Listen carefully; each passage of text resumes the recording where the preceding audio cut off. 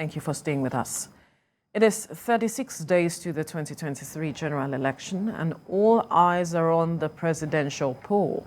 Home and abroad, the frontline candidates are reeling out their plans for the country and outlining how they will address the challenges bedeviling us as a people. The Independent National Electoral Commission, INEC, says about 93.5 million voters will decide who succeeds President Muhammadu Buhari as next president.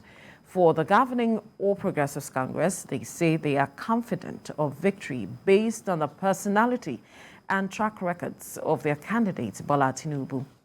Joining us now from our Abuja studio is the Deputy Director, New Media, Tinubu Shettima Independent Campaign Council, and former presidential aspirant, Adamu Garba. Good morning. Thank you for joining us on TVC Breakfast. Good morning for having me. Thank you. All right, let's begin from something that is generating a lot of reactions. The Chatham House outing of almost a majority of the presidential candidates.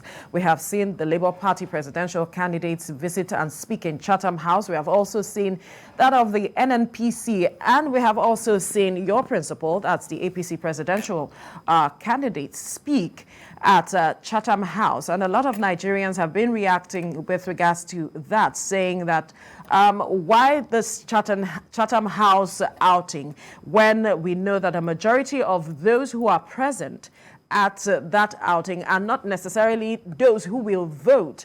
But then again, let's get your impression of all of these candidates that have spoken at Chatham House and what the impact of speaking in Chatham House means for the candidates. Yes, thank you very much. You see, Chatham House, I think our visits to Chatham House have this historical antecedents of Nigeria's independence because, you know, we are colonized by the British, and that most of the time, sometimes we used to go there to express our own kind of foreign policy objectives in Chatham House simply because of the shared relationship and the Commonwealth membership of Nigeria.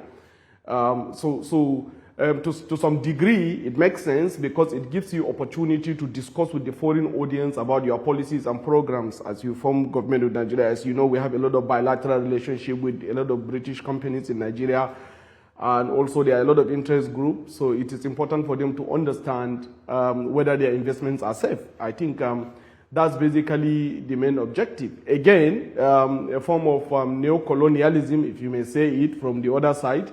So it's all good. But if you look at the outings of all the presidential candidates, especially my principal, Asiwaju Bola Ahmed Tinubu, and then compare him with the candidate of NNPP, Dr. Rabiu Musa Kwankwaso, and that of the candidate of Labour Party, Peter Obi, you will see clearly that among the three of them, the outing differentiate who is actually ready to be the president of this country.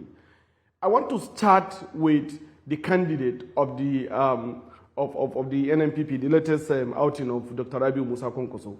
You've seen very clearly it was just a very good outing. He made his own statements, but basically he was there to fight his opposition, which is the Labour Party. You know, and he was expressing his anger about the questions that were asked about him, and he's struggling to organize his policies around every other thing other than education. On education, especially around Almajiri education, which of course in our Renewed Hope manifesto we have that too, but that's the only area where he was able to score some points. But if you go back to other policy discussions, it was all around talking about his history, about being in governance, and also his antecedents, and at the same time condemning the people in power and the established parties, the parties he belongs to. In fact, if you check his history since 1990s when he joined the politics, he has always been in the established party. It's just a few months ago that he chose a new party, and then he's condemning the structure where he came from. So you can see this kind of confusion. Again, when you come back to Labour Party, I think he went there without proper organization. Peter Obi, he was just talking his thinking, his thought process that are not well articulated, that are not well organized, that doesn't even have any iota of foreign policy formulation in them. other than talking about importation, other than asking the British to bring in goods more into Nigeria. And nobody can blame him for that because this is actually his profession, to import and keep importing. So when you have someone talking about importation all the time in a foreign policy meeting where the world is going into global reset, where we are having a structural adjustment globally about countries protecting their own independent resources and trying to renegotiate the terms of their involvement of the established global order framework. You can see so many conversations is taking place in World Economic Forum about this global reset, but we have, candidates trying to talk about opening his border to importation.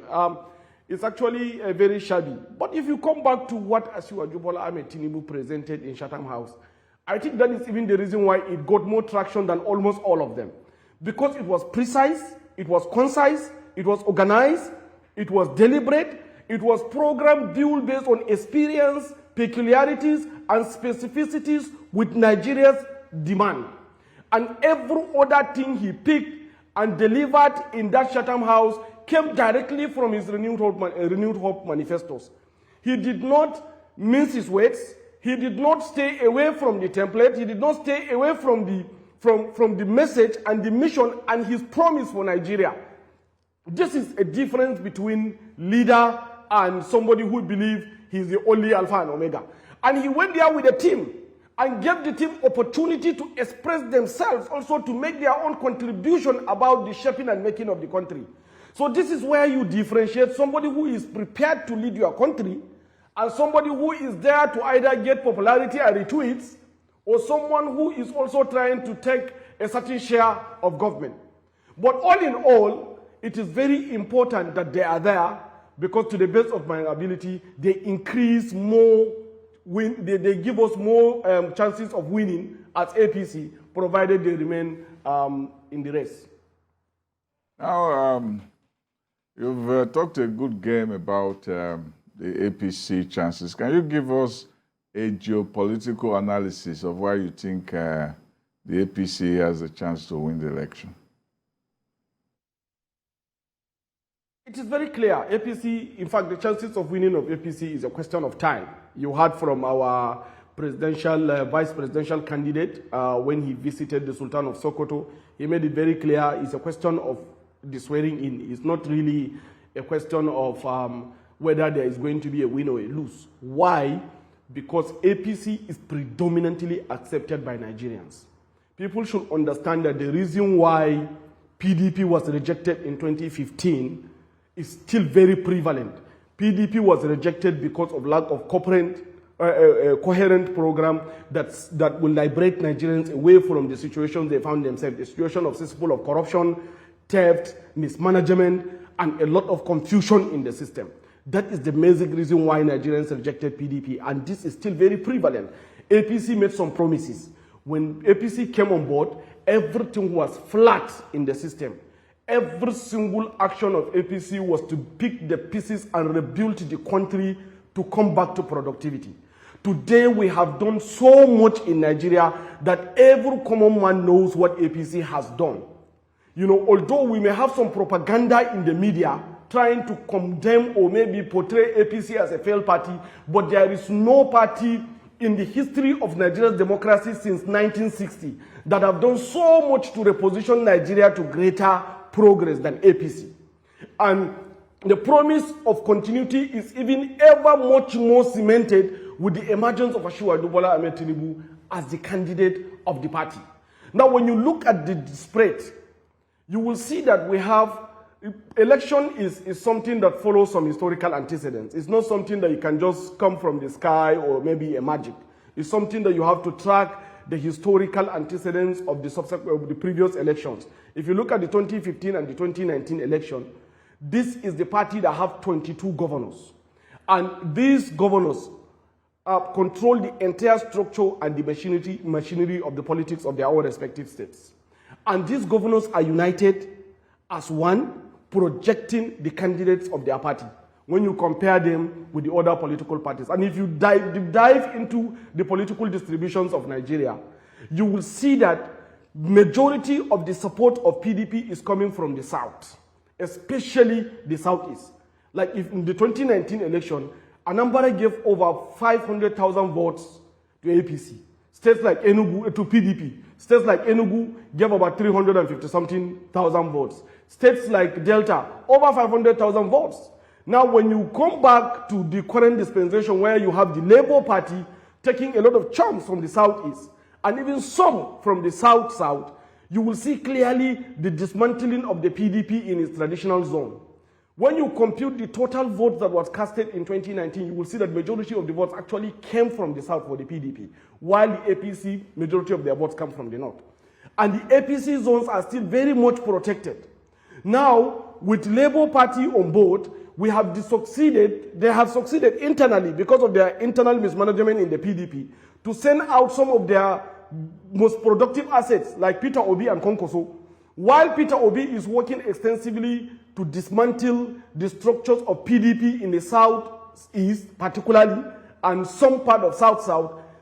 Konkoso is doing a lot to take the chunk of PDP votes in the north.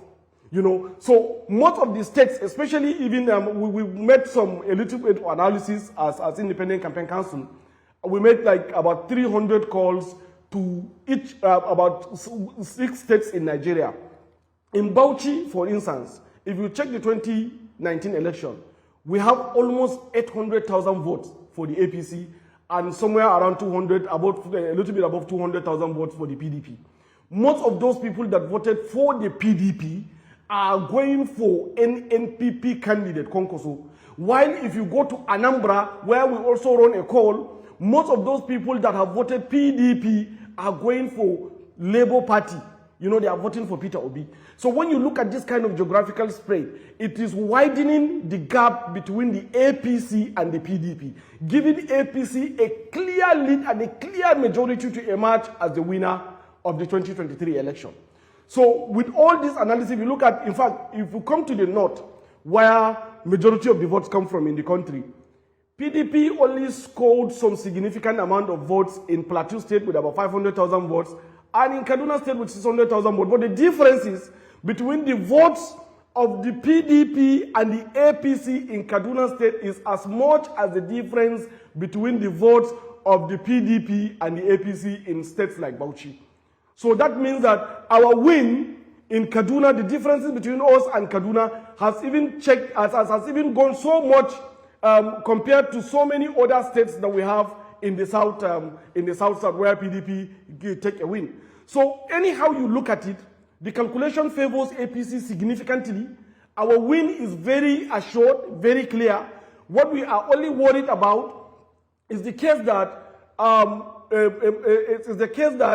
in the southeast where we have some electoral violence, like trying to show itself with the emergence of IPOB and ESN, trying to disrupt the political process in that area, which could likely, bring about electoral violence. So that is where we want, like, the security agencies to take very, very cognitive measures to forestall the issue of violence, as even mentioned by General Abdulsalami Abubakar in his press statement recently. So when you look at all those kind of games, you see that very clearly APC is in clear majority to win this 2023 election. There is even no contest between us and the PDP at all, because PDP has been dismantled by its own internal squabbles.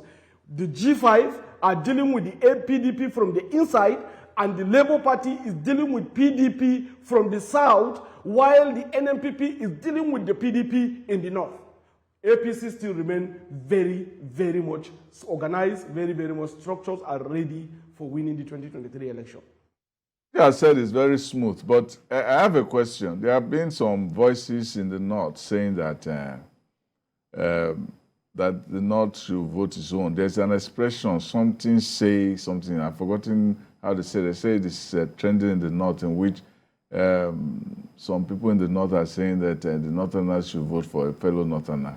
You can see voices like Yakasai coming out and saying that that was not right. I mean, it was coming at the Emir of Daura, who's reported to have said something like that. And I understand that that is one of the voices that are ricocheting from what Atiku Abubakar, the PDP flag bearer, was reported to have said when he met with the Arewa group, and he said that Northerners should not vote for a Yoruba man or should not vote for an Igbo man. How strong is this trend in the North? Yeah, frankly, it is going, but it's going to go nowhere. And I can give you an example historically. The same Atiku Abubakar Wazir in Adamawa came out in 2011, towards the run of 2011, about the Northern Consensus candidate against President Jonathan, rallying some elder statements around his candidature and telling them that they should choose a Northern candidate as opposed to President Goodluck Jonathan in 2011. Where did it go to? He lost out completely. I want Nigerians to understand that the reason why PDP was even rejected in the North in the first place was because of utterances of people like Atiku Abubakar when he was the Vice President of the Federal Republic of Nigeria. First, there was this statement that he made, anti-Sharia statement, which is still very prevalent. In fact, recently he granted an interview in France. Africa Reports carried the information where he said, and proudly so, that he's the only Nigerian strong politician that opposed the emergence of Sharia in Nigeria. Although nobody is saying that Nigeria should have 100% Sharia, but there are some sensitivities associated with that particular interest, because this is like a personal beliefs of some people that a person coming from that particular area is condemning. And you knew when President Muhammadu Buhari, then when he joined the political foray, he condemned that particular statement. And that was why he began to get a lot of traction to the point whereby he emerged as the president in 2015. This is very, very prevalent. PDP was rejected because of wanton corruption, high level of mismanagement, public theft, and gross criminal actions of mistrust against the Nigerian state. And we have seen it very clearly when PDP was in government in 1999, 2007.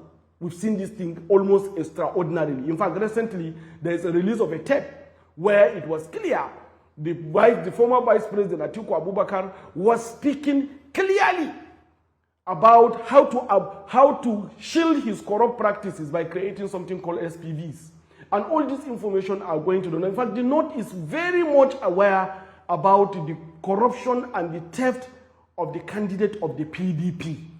That was the reason why PDP was rejected in the first place. So the fact that they are planning to play ethnic card, or maybe he is planning to play ethnic card, to me is the last card of the end of a political movement that has known nothing other than corruption and public mistrust.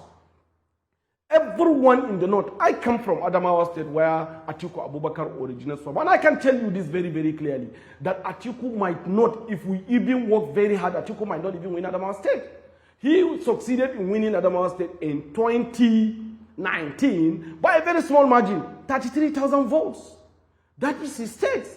Now, with this current election, with the coming 2023 election, there are so much issues about his candidature simply because the main people that were in support of him at that moment are shifting their bases into Labour Party. Because that is the Christian voters in the Adamawa State where Atiku came from. Now again, if you come to the area where he was born, in Jada local government, I am not sure Atiku is going to win Jada. Why? Because the man, he didn't even do anything for Jada local. As I'm talking to you right now, the whole North knows that there is no even potable drinking water in Jada. We don't even have even a federal presence throughout the period of his 1999-2007 vice presidency. Throughout the period he was there was no single federal project in the entire Adamawa South. That's the zone where he was born. So everyone is aware of this. The fact that some group of people are anchoring the agenda around their personal interests and their packaging is as northern agenda will end up dead on arrival as it did in 2010, 2011 during the run-up to primary election of the PDP when they were trying to deny Jonathan and play ethnic card. Nigerians should understand that the North is very much politically aware. and they understood the principle of keeping trust and also the establishment of Nigeria's ruling system, whereby it comes 8 years to the north and it goes back to the south for additional 8 years. And the north has already acclimatized itself with the APC. The north do not want to hear anything because APC is an effort, sweat, blood of so many northerners that have suffered so much for so long time to be able to build that party and come into merger with the Southwest to be able to produce the presidency. And the Southwest keep its trust. The Southwest supported the president. The Southwest supported the implementation of major strategic projects of the president, Muhammadu Buhari. What Honorable Minister of Works and Housing Fashola was doing, and what so many other, especially the Vice President of the Federal Republic of Nigeria, Yemi Oshibanjo, were doing, were all the products of the Southwest. They did everything possible to ensure the stability of the government of President Muhammadu Buhari and support the implementation of its policies to the benefit of all Nigerians. The North today benefits from AKK because of this merger. The North has benefited from Ajaokuta. Today, Ajaokuta is liberated, is fully ready for Nigerian government. The North benefited from Kolmani oil well.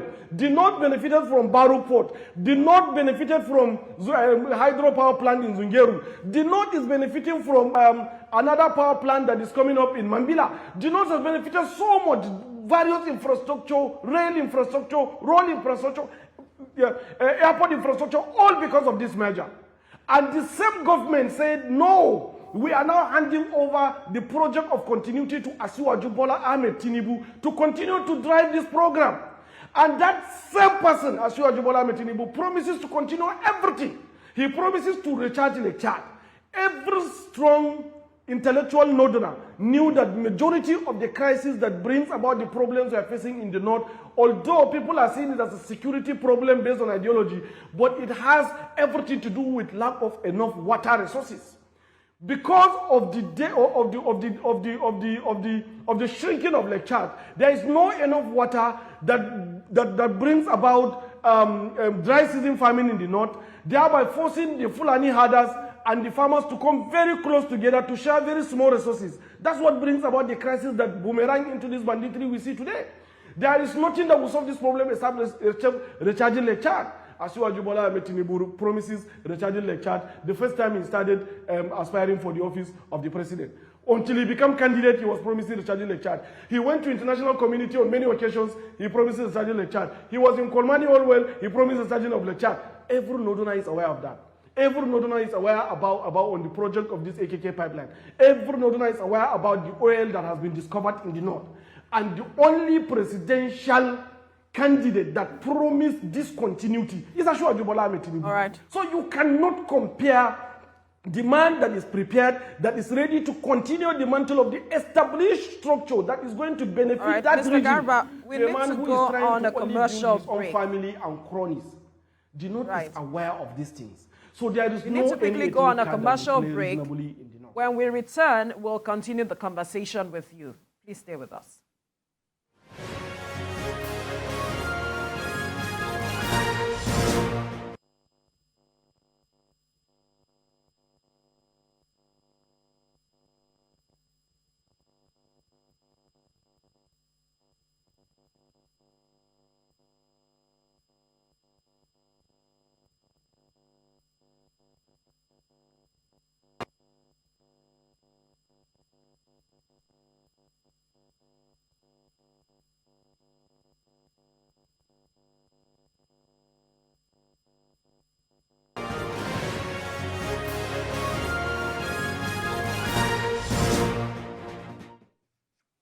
All right, before we went on break, we were speaking with Adamu Garba on the 2023 elections.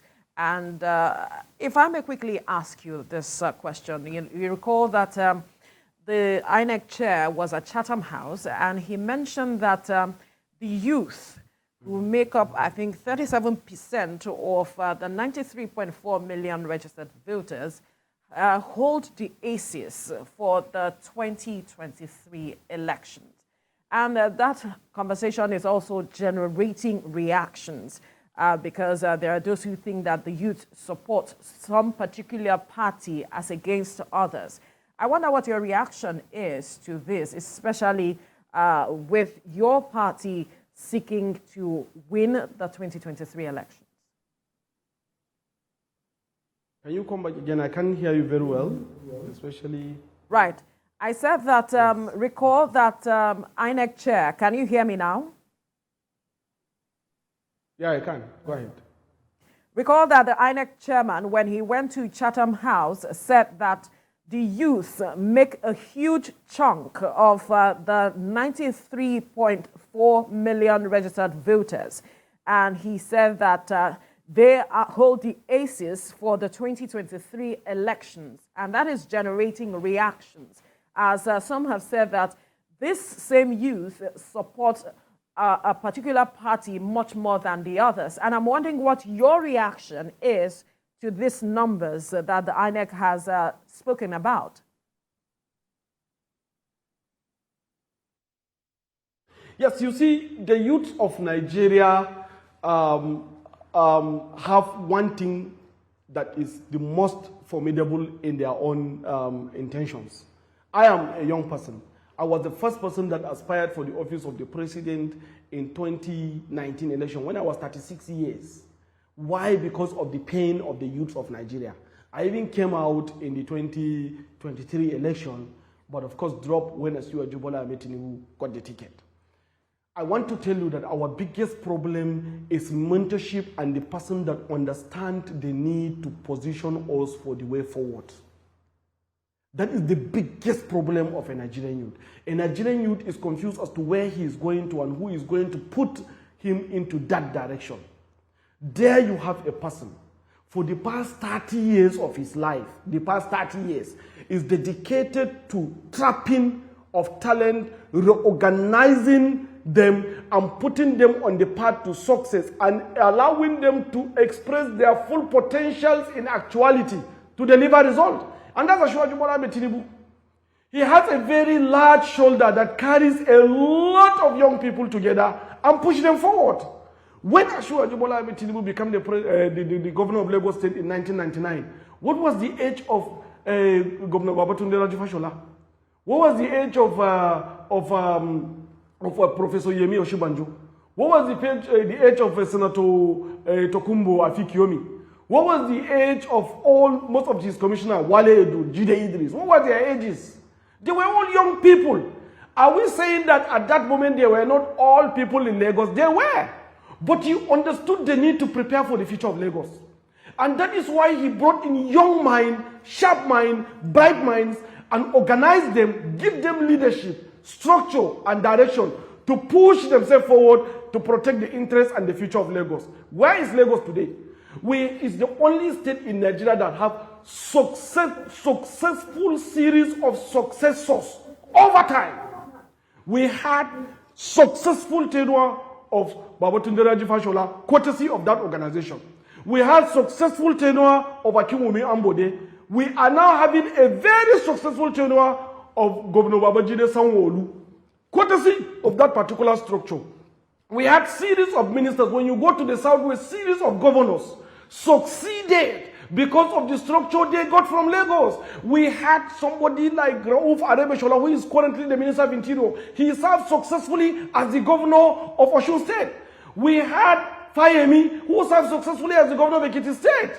You know, so you have these kind of structures because of what this man, Asiwaju Bola Ahmed Tinubu, structure for them, that drives them to what it is today, that protect the future of the Southwest. Today, Southwest is the most advanced in terms of a lot of things, economic indices, in terms of human development index, in terms of infrastructure, and so many other things. Why? Because of what was planned in 1999 as the emergence of one man.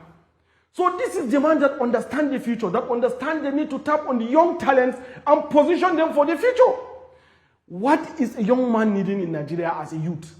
People like us, people that are younger than us, people like that are a little bit above us, is this kind of mentorship. The gap that we had was because the people that are in the middle, the people that are in the middle ages between 55 to 45, these people were not properly mentored, so they did not mentor the generation that is 45 less, which is the category we fall into. And then we have someone like Asiwaju Bola Ahmed Tinubu who has demonstrated practical implementation of building people and transforming them to greatness. That is the only thing that the Nigerian young man needs. We need a proper environment. We need a proper structure. And one thing with him, with Asiwaju Bola Ahmed Tinubu's him, is that when you look at the Renewed Hope manifestos, everything there is about the young man. When you look at the job creation program, it's about the young man. When you look at the security program that he highlighted in the Renewed Hope manifestos, it's about recruiting more young people into the security service. When you look at the industrialization policy, it's talking about recruiting young people. When you look at the macroeconomics policy, the microeconomic policy, all of them are about empowering the young man. When you look at the industrial policy, almost everything you look into his own Renewed Hope manifesto, from the housing development, where we are going to create 4 million houses every year for the period of 8 years, giving a lot of job opportunities for so many young people to engage in meaningful activities. Again, when you look into the agricultural policy, it's about empowering the young man. And even the young people that are in school have student loans to continue their education successfully, uninterruptedly, so that they can join the productive workforce while the system is built for them to continue to benefit. What is the young man needing? That is why I said any true young Nigerian that truly cares about his own future and the future of the children he is planning to plant into this country, he is going to commit the greatest crime against himself and his future if he decides to see Asiwaju Bola Ahmed Tinubu on a ticket and not go for that man. Because this man carefully planned for everything, and he doesn't need anything other than to build a legacy. Our job as young people is to rally around him so that we can tap into these legacies. Personalities like Asiwaju Bola Ahmed Tinubu are usually read in books 100 years after they die. 100 years after they die, people will not be celebrating them as heroes. Here we are, young people. We are opportune to be living in the same time, at the same moment, the same period, with that kind of personality. It's going to be a very serious mistake for us to miss this opportunity. Very serious mistake, and that is why any responsible and reasonable young man have no candidate other than Asiwaju Bola Ahmed. Forget about what Peter Obi or Konkoso are promising people. Of course, Atiku doesn't even care about the young people. In fact, if you look at even the campaign structure and everything, there's nothing for the youth. So PDP is kind of a 110 years old man. It's going. Nothing is happening, you know. But if you come back to those other parties that are promising young people other than everything, Peter Obi don't even understand what he's talking about. If you're talking about imports, or shop economy, or warehouse economy, that's what Peter Obi measures. He doesn't even understand anything called macroeconomics. If you ask him about indices of development, he will jump to Vietnam, Bangladesh, you know, India, and try to copy in his thinking that can be pasted in Nigeria. You can't copy something from Bangladesh and paste in Nigeria. We have our own peculiarities. He doesn't even understand the working system of Nigeria. He cannot create any productive zone. That is why only people that are angry, that are frustrated, are the ones that are supporting him. Unknown to them that they are just postponing or maybe ventilating their anger because of his candidature. But nothing, absolutely nothing can this man deliver. When you come to Dr. Rabiu Musa Konkoso of Kano State, he tried in the area of education by sending so many people to go abroad and study. But at the end of the day, what do they study? They went there, learn, come back, join universities, and start training. Is that what we want to build academicians? We are not planning to build academicians. We want to build technocrats, people that can create, people that can innovate, people that can think and build something that the whole world will be happy with. That is the only candidate that provided this environment in his own documentation, in his own plan, in his own program of action, in his own manifesto, is Asiwaju Bola Ahmed Tinubu. So we can ventilate our anger online, we can insult, we can support, we can be happy, but we should be thinking about the future of our country. We should be thinking about our own future. We should be thinking about the future of the generation we are going to give birth to in the world. And the only person that protects and cares for that future is Asiwaju Bola Ahmed Tinubu. So that is why I believe the youth of Nigeria will go and vote for Asiwaju Bola Ahmed Tinubu en masse. Now, the other issue that has risen as brought my mind back to the time Abiola and Kingibe were running for elections. The strategy against them at that time on the religious factor was that in the Yes, north... I can hear you very well. Can you hear me now? Yeah, I can hear you now. Go ahead. Yes, I was saying that the situation between the Tinubu Shettima ticket is also bringing the mind back to the time of Abiola, when Abiola and Kingibe were running for president. The strategy against them was that in the north, they were being portrayed as not Muslim enough. And in the south, they were saying that the thing was going to Islamize the country. So they are trying to put a two-pronged attitude to use religion against a religious ticket, while claiming that they are not religious, while claiming that they are not religious enough on the one side and they are too religious on the other. How is this playing up in the north, for instance?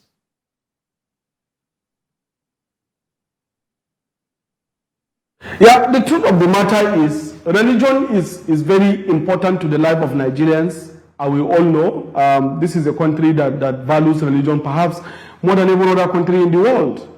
But I want to remind Nigerians that the sitting president, the very performing and proud president of the Federal Republic of Nigeria, President Muhammadu Buhari, made a statement one time in 2002 that he is going to do everything possible to protect the interests of Sharia, and he will even supersede the implementation of Sharia if he had opportunity, when he was responding to Atiku Abubakar's rejection of Sharia.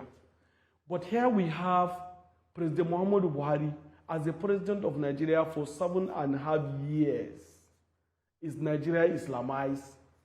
Is there any time that Christians have freedom of worship, freedom of expression, freedom of participation, freedom to do everything they want other than now? Is there any other religion, even if it is Ifa religion or Aro religion, that has been Islamized? Have we erected, as President Muhammadu Buhari built mosques in Onisha or Aba or Enugu or Ibonyi? Or did he constructed Second Niger Bridge? We need to look into this. We need to look into these things. Religion is something that has to do with personal interest of the individual. It has nothing to do with our constitutionality or its implementation or enforcement by the president. A president cannot sit unilaterally and decide on anything without consulting his executive council that is constituted of almost half Christians and half Muslims and other religions. The president cannot do anything meaningfully successfully without also consulting with the National Assembly that is also having almost equal representation. The president cannot do anything in Nigeria without consulting the state governors, the National Security Council. The president cannot do anything. Sometimes they are passing through the governors to reach the state assemblies, and sometimes even get down to local government. How can one man, or maybe a combination of one and two, bring about their religion and then say they are going to just put it on top of everybody? This doesn't even make sense. It doesn't even make sense at all. Now, go and look at the personality of the two candidates that we put forward. Asiwaju Bola Ahmed Tinubu lived with his wife, Oluremi Tinubu, a pastor, commissioned, ordained pastor, for over 40 years in the same marriage. Did he Islamize her? When you go to Borno, where distinguished Senator Kashim Shettima, our vice presidential candidate, came from, where we had a very rampant Boko Haram attack. Sometimes Boko Haram will come and say they are attacking the Christians. They want to destroy the Christians in Nigeria. Yet, he served as the governor that protected the interests of the Christians and the interests of the church much more than some other governors in Christian states. He protected them so much, some rebuilt churches that were destroyed, bring in all the CAN members into consultation for all the policies, its implementation, especially that has to do with Southern Borno. That is why the first Christian body that endorsed the candidacy of Asiwaju Bola Ahmed Tinubu and Senator Kashim Shettima is the Christian from Borno State, where the same Boko Haram was, why the same Boko Haram came forth with the intention to eliminate Christians.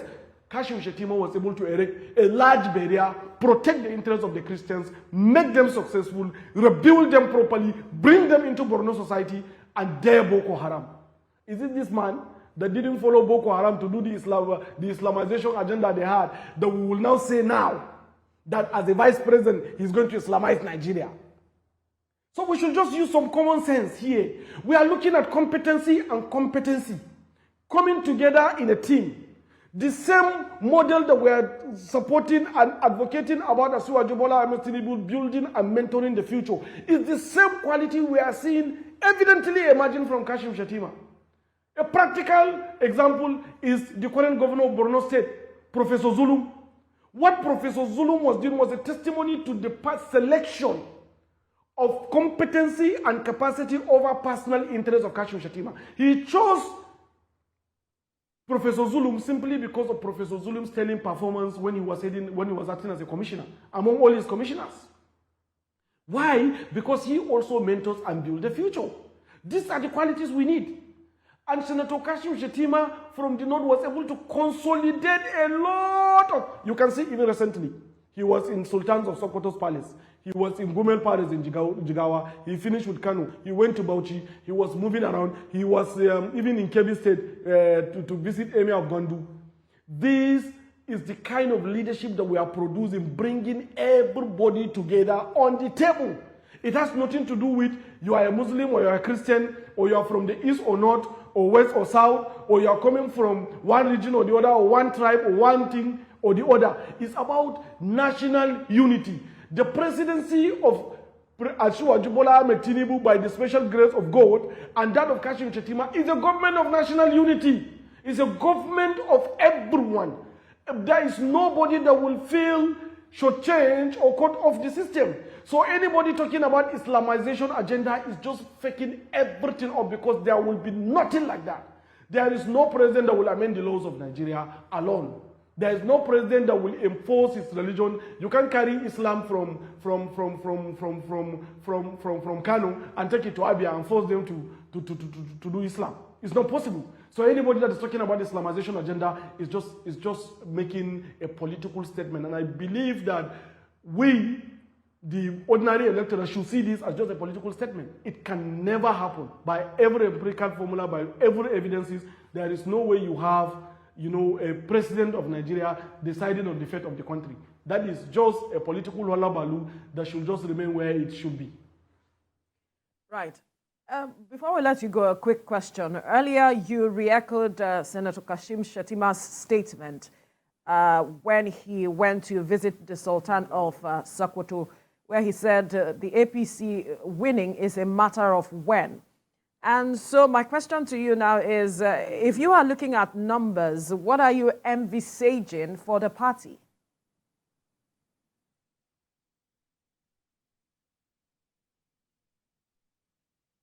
Hello, can you come back again?